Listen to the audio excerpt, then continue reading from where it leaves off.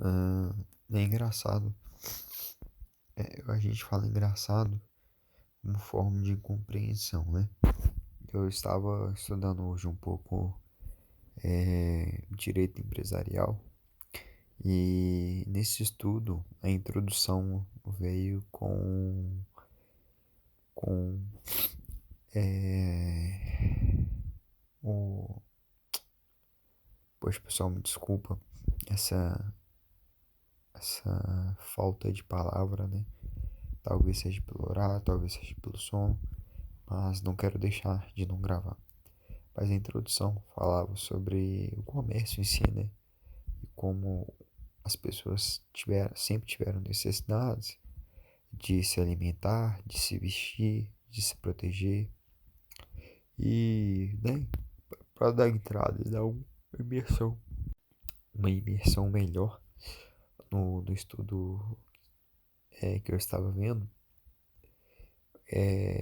esse estudo citou os nômades, né, que eram pessoas que comiam, sobreviviam em uma determinada terra e iam para outra terra para poder caçar novas recursos para continuar sobrevivendo. Até que, em um certo momento, em uma certa tribo, as pessoas começaram a não praticar o nomadismo e começaram a produzir os bens, produzir os consumos de uma maneira a criar fazendas, né? Criar comércios, criar plantações, criar trocas, criar a troca realmente de uma pessoa faz uma coisa, outra pessoa faz outra coisa, e ambos trocam entre si. E isso se daria a origem do mercado, do comércio, das trocas, das relações de comércio, de compra e venda, de troca, de permuta, de empréstimo, de dívida, de roubo também, entre outras muitas ações que advêm do, do processo do mercado, né? Inclusive uma coisa que comentaram que a palavra banqueiro vem de pessoas que estendiam bancos em praças públicas onde havia um grande fluxo de pessoas, estavam ali com pratas, né, moedas de determinado metal e elas emprestavam a determinada pessoa para que essa pessoa pudesse pagar de uma maneira a pagar com juros, né? Talvez a gente não entenda muito bem como isso funcionava na época, mas é interessante a gente lembrar que até o século, se não me engano, século XVII, eu acho que se eu não me engano, um pouco antes do século da Revolução Industrial, o mundo havia menos de 3 bilhões de pessoas no mundo, né? Com o advento da globalização e da Revolução Industrial, que houve esse boom de bastante pessoas no mundo. Então você imagina nessa época, né? Com certeza a escala não era nem em bilhões. Acredito que talvez na casa dos milhões, né? E a gente está falando de uma época bem antiga. E é interessante que nesse livro também falava sobre a criação de regras e leis para poder começar a botar em ordem e colocar de maneira lógica, de maneira, como eu posso dizer, de maneira justa, né?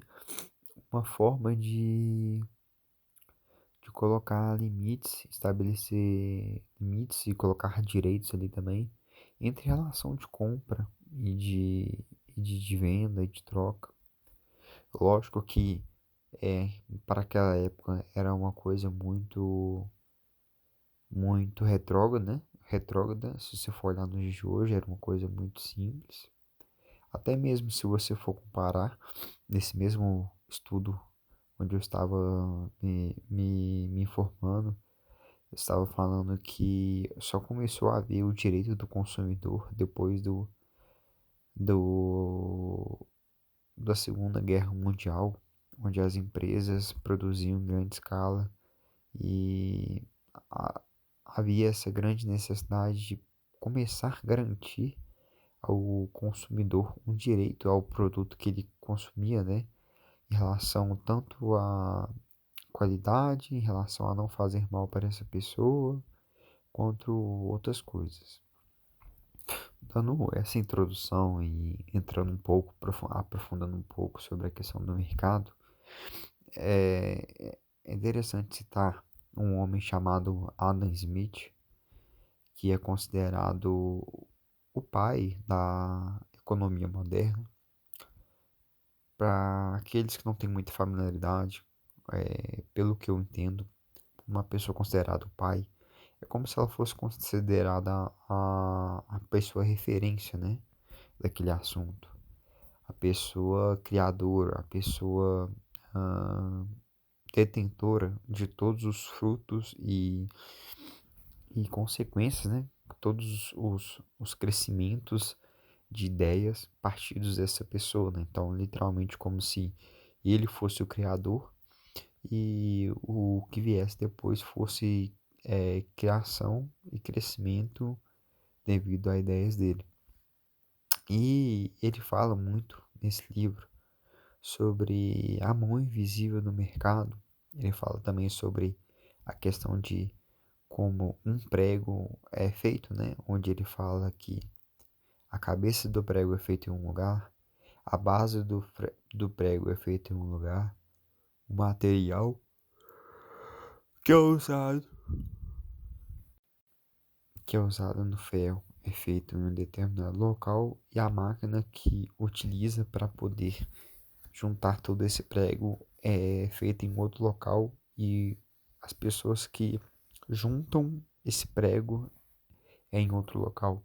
Então ele estava basicamente dizendo que a questão da produção do capitalismo em grande escala, dos processos de compra e de venda, começaram a crescer a um nível onde seria mais fácil cada pessoa produzir uma pequena parte de uma coisa do que essa mesma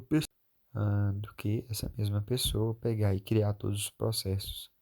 Aí ele falava sobre a questão de distância, sobre a questão de uma área mais propensa a determinada coisa, outra área mais propensa a outra determinada coisa, e que uma pessoa que, por exemplo, se ela tivesse que aprender a fazer todos os processos da etapa, ela seria limitada em relação ao tempo ou em relação à produtividade, até porque faz sentido, né, na questão de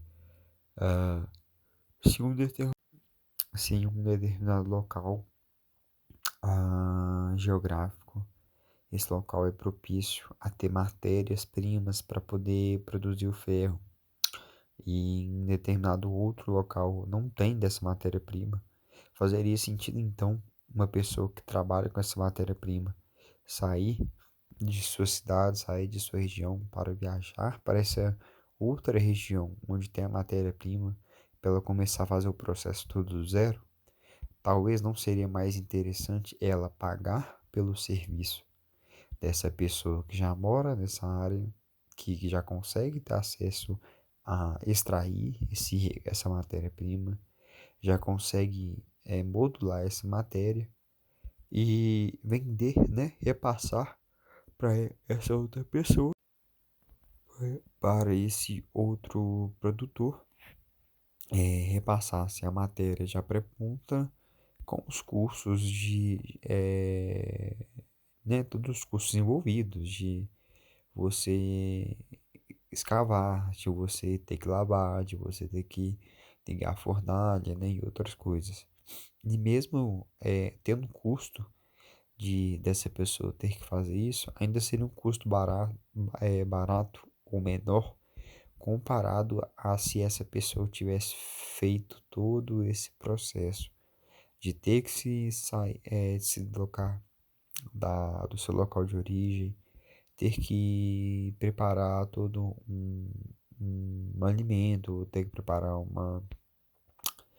um cronograma, né? Para poder viajar, para poder esperar que determinados locais estejam bons ou não, para que a viagem ocorra de maneira correta, para que essa pessoa consiga pegar essa matéria. Enfim, acho que aí já deu para entender. É até interessante, cara, porque eu fico prolongando muito nos assuntos. Mas toda essa introdução é para dizer que o mercado e sua mão invisível, o mercado e os produtores,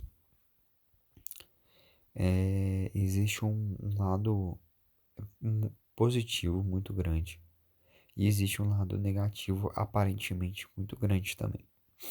Quando a gente tem um hábito de consumir muito grande e não tem sequer um pensamento de poupar, um pensamento de ser produtor, a gente acaba não se importando ou não refletindo sobre os lados negativos ou os lados positivos.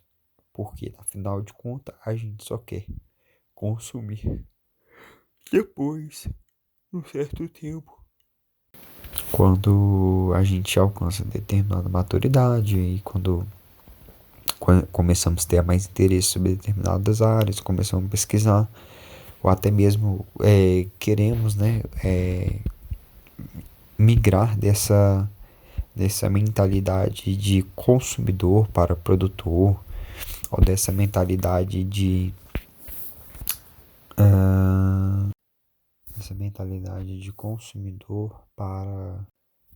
consumidor para poupador, para economista, a gente passa a lidar com